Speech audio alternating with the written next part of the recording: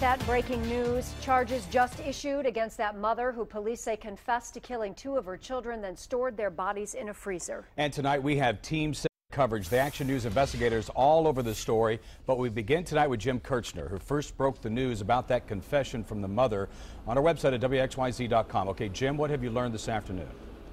Jeff, since we broke that, and they have physical evidence, obviously, a lot of people are asking why no murder charges. The answer is simple. The autopsy has been delayed so that they could properly thaw the bodies, do a thorough exam to establish the cause of death. That could all happen tomorrow, including murder charges as early as tomorrow. The mom claimed in her confession that she killed her son and daughter because she claimed they sexually abused her youngest son around 7 or 8 years old at the time. My sources say that is inconclusive. One police source says he doesn't buy that mom's story. The two surviving kids, ages 11 and 17, knew their brother and sister were in the freezer in this apartment behind me. Now, Tori Childs is a longtime friend. She was the last friend Michelle Blair, this mom, talked to before she was arrested yesterday. She also knows that 17-year-old daughter. She says she did a great job of hiding the awful truth.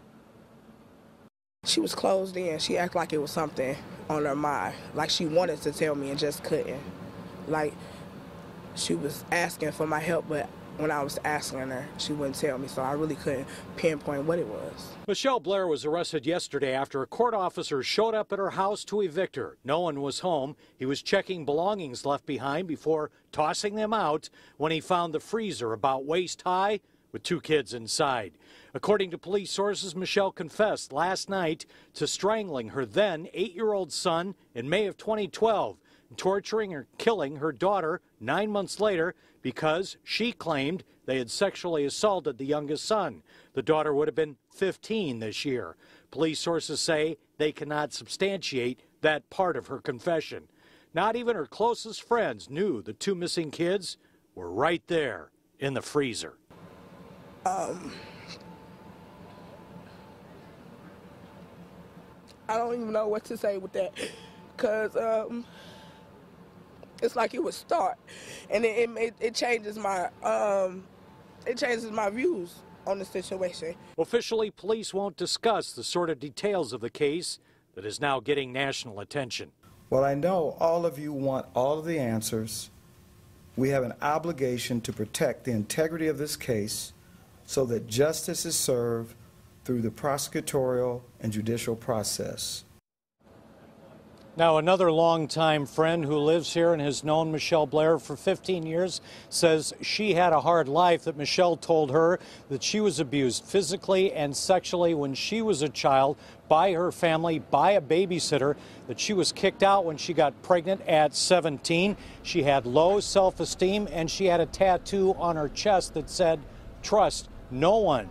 This friend says she can understand that this mom might have snapped if the two kids were indeed sexually assaulting the youngest boy. But of course, that's no excuse for what could be murder charges as early as tomorrow. Jeff, Joanne? Yeah, such a shocking story. Now, Jim, a lot of people don't understand how these school-aged children might have been missed at school when it came to abuse. What was going on there? This mom gave two reasons why the kids weren't seen for this long of a period of time. She told some that they were living with another family member, an aunt, that they had moved out of this townhouse. Another story was they weren't in school because she was homeschooling them. Obviously, both of those stories now false. And again, the autopsy, we think, when will those bodies be thawed enough for that to take place, Jim? Could be as early as tomorrow, maybe going into Friday. They're going to be very delicate. They want to make sure they're very thorough in this case. Just an incredible story. Jim, thank you.